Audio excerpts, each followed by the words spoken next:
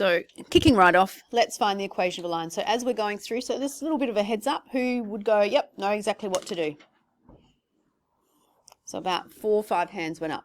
The rest of us, what we should be doing is going through and going, okay, there's 2 things that we need to find the equation of a line. What are those 2 things? 2 really important things.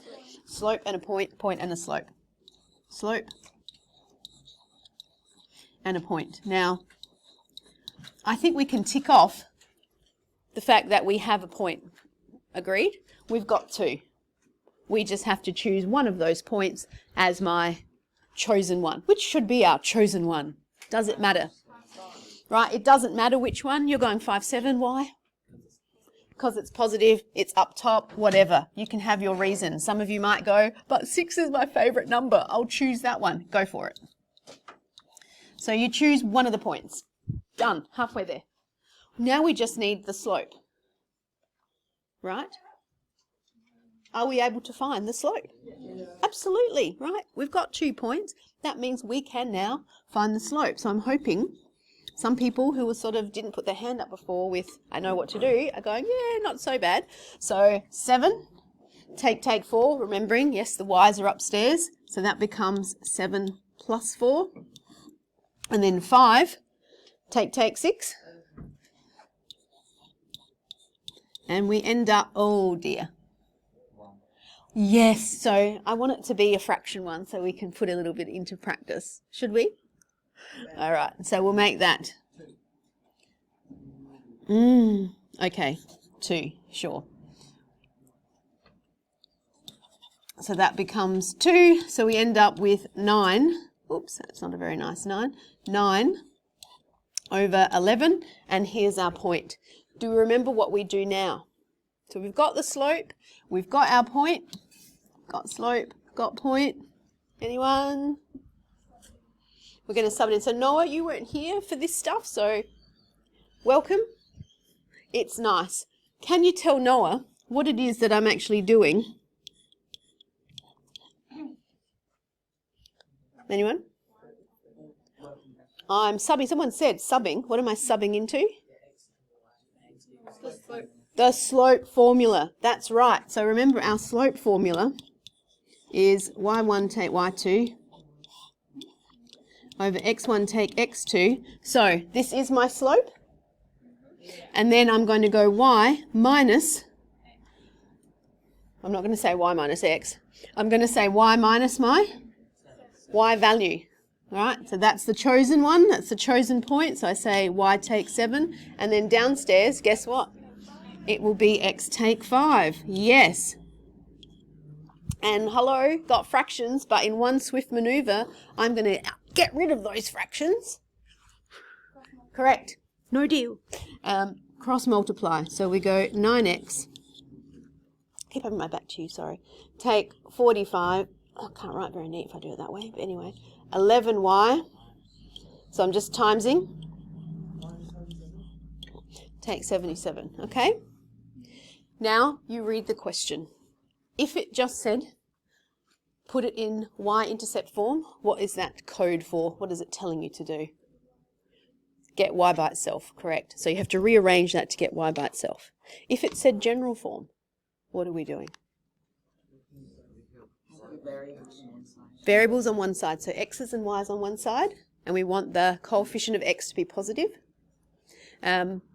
So I'm just going to go, if it hasn't actually said, I'm going to go with general because I can just move my 11y over. So I get 9x, take 11y. To get rid of the take 45, we're going to plus 45, so I get minus 32, and we're done here. Oui? There was a second method where we could use the whole y equals mx plus c. Some people prefer that, and you can. So if it was a whole number, I probably would have gone y equals mx plus c, just slapped in the slope, and away we go. When it's a fraction, this just makes it a whole lot easier, I think. We had a graph, especially like this. One of the things you could have done is do one of these things. What were they called? Do you remember what they were? of, table of table of values, that's right. And you would just pick, sometimes they were, the numbers were given to you. Sometimes you got to choose them. And if we're doing a straight line, sometimes you like a little bit of negative, so you might go -2, 0, 2, 4. Yeah? And how did we find our y values? Plugging, substituting them in. So you'd pop it in here and you'd say -3 times -2 and so on. We're now big people. We're now big people and we might go, well, we don't need all those points. Personally, instead of just using 2 points like I did on the board over there, I choose 3 points. Anyone know why? Well, what happens if I just chose 2 and one of those values was incorrect? Whereas if I choose 3 and 1 is incorrect, I go, oh, which one's the odd one out here? Because it's got to form a straight line, right? So it's nice to find 3 values. Anyway, we've done this. So some of you were looking at me like I was crazy. So if I was trying to find out this y value, I'm really rocking the colours today. So when x equals -2, all we do is, as Deb said, plug it in. So to get my y value, we say -3 times -2, because that's what we're saying x is, and then +2. So we end up with negative times negative, 6 + 2, 8, bang. And that now gives me the coordinate of -2, 8. When x is 0, what would y be? -3 times 0 is 0, we get 2. See how this goes? When x is +2, -3 times +2 is -6, plus 2 is -4. So, are we good? We're remembering this, right? So Ags asked a really good question. Are these just random? Absolutely. Now I could have chosen 1, 2, 3. But think about when I'm plotting them. I'm plotting them on my axes. If they're just 1, 2, 3 and they're really close to each other, I like them a little bit spread out. I'm not going to choose 100 as my x value because then I have to go up to 100 on my scale. Agreed? Right, we do that. We can now plot -2, 8, and I'm doing a sketch here at the moment, 0, 2, 2 -4, and I guess that's one of the, use a ruler, I guess that's one of the limits that we have with this method. If you're choosing so many points, is it, you got to do it to scale. Anyway, you always label your x, your y. You should use a ruler because if you do something like I've just done on the board, I'll take a mark off.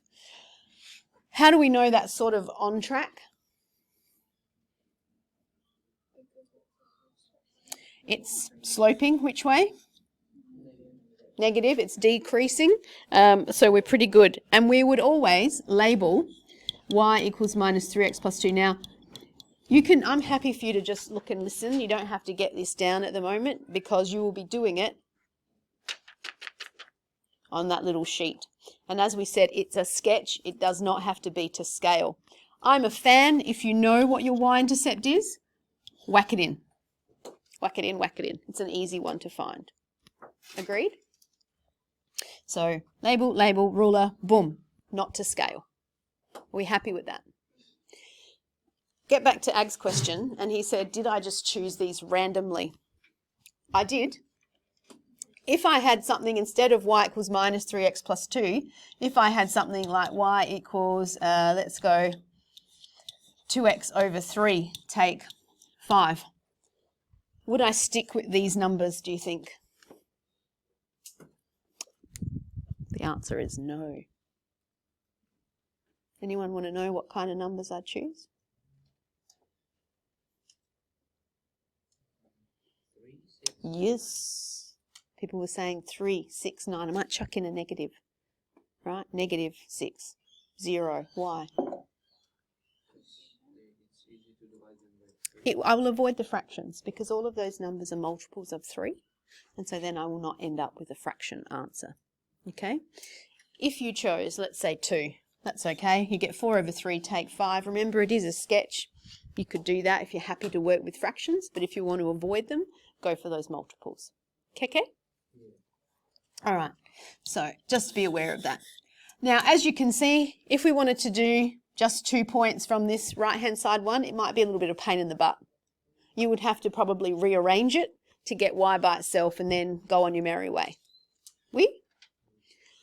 So let's look at a second method of graphing. Instead of just one, this is choosing points. I should have put a thingy there. We are going to choose 2 special points. So second method, and sorry that I didn't write number 2 over here. So second method is that we do it using the x and y intercepts, and this is what you will be doing on your worksheet.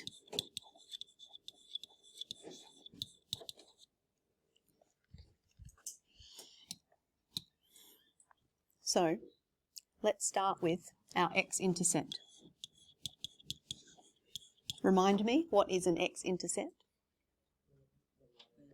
Where the line crosses the x-axis, correct. So let's imagine some line crosses this x-axis at 4. What is that coordinate? 4, 0, correct. What if the line crosses it at this point here and this was -6? What's that coordinate? -6, 0. I mean, I'm going to go on and on. What if it crosses here at -1? -1, 0. Anywhere that the line crosses the x-axis, what can you say about your y value? 0. It is always 0. So do you remember, to find your x-intercept, we have to make y equals 0. Do you remember that?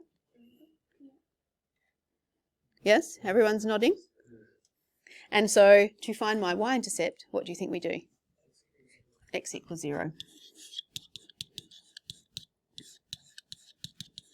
And I'm going to be really forceful on this one, is I want to see those headings. I want to see the headings, I want to see the working underneath. In year 10 later this year, we'll be doing not just straight lines, we'll be doing quadratics, so curved lines. At the end of the year, you'll even be doing exponential functions. My year 11s, 12s, they do cubics, quartics, a whole lot of different types of functions, and they still have to find x-intercepts and y-intercepts, and it's just good habit. Tells you what to do. Less thinking on your part. Agreed? Okay. So, we will do the x and y intercepts for this one up here, since it's right underneath. Are we happy with that? Okay, so to find my x-intercept, what I would have, this equation or whatever equation that I'm wanting to find, it's right above, and then I do what it tells me to do. 2x, nothing's happening there, I write it. I want to make y 0, so instead of saying plus 5y, it's 5 times 0, correct? Which is? 0. So it's gonski, gone. I'm not going to write plus 0 unless you really want me to. No, and that equals minus 10. Everybody find x now? Get rid of the times 2, divide by 2, minus 5. Again, because we're wonderful mathematicians, we're going to write this as a coordinate. That's minus 5, 0. Now we go to the y-intercept. And we go, okay, come back up here. Wherever x is, now we're going to make it 0. 2 times 0 is 0. Not writing anything. What comes next? Plus 5y, so I'm just going to write 5y equals minus 10. Therefore, y has to be minus 2, and therefore we've got the coordinate 0, minus 2. Happy as Larry? I'm just going to get rid of this because I'm going to reuse my axes. Yeah! How sneaky was that? So we just find where is minus 5, 0. So over here, you don't have to measure it, it's a sketch. But you must use a ruler. Minus 5, 0. Where is 0, 2? Over here. Sorry, 0 minus 2. Grab your ruler. And can she do it?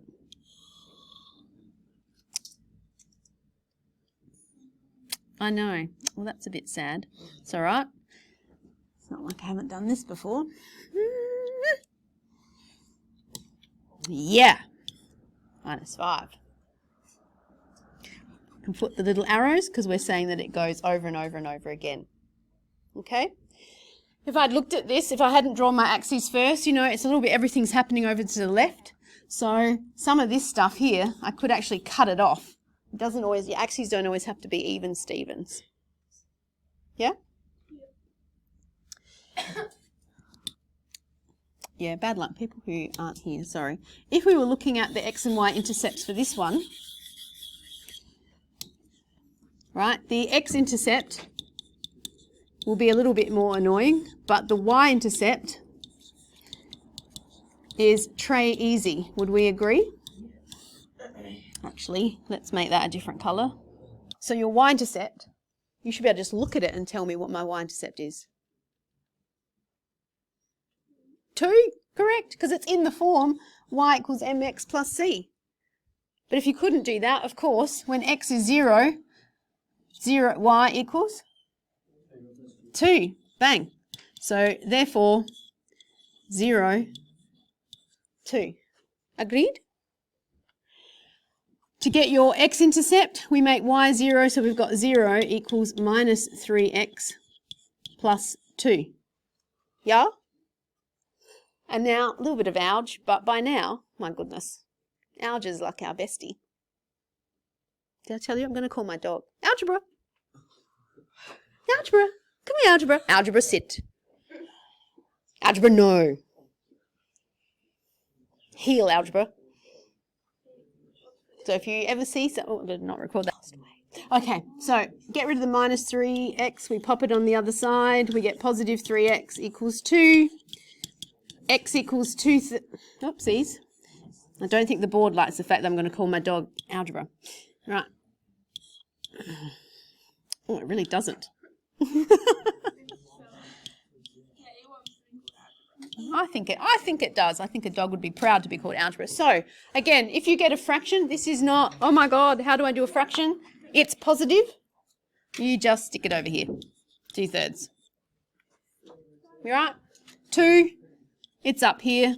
Connect. I know, I didn't go the ruler. Sorry about that. And of course, this is why it's really important that you should always label so we know which one is which. Always label your diagram, graph.